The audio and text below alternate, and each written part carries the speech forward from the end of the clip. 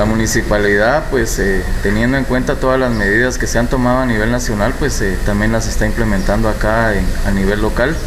Quiero comentarles que el día de ayer pues se instaló ya una cámara de desinfección en lo que es la entrada de esta municipalidad, en una de las rampas que funcionan acá, para que las personas pues que nos están visitando ahorita para dejar sus datos con respecto a la ayuda que se va a dar de parte del gobierno, pues puedan pasar por esta cámara y así tener una desinfección completa, ¿verdad?, general del cuerpo. Vinieron a apoyarnos de parte del área. Está una persona acá tomando la temperatura y viendo las condiciones generales de cada persona al momento de entrar, y así pues tener una condición más general de cada una de las personas. Pienso que va a ser el día de mañana que se termine. Ya el día de ayer vino la zona 2, que es una de las más grandes de esta ciudad.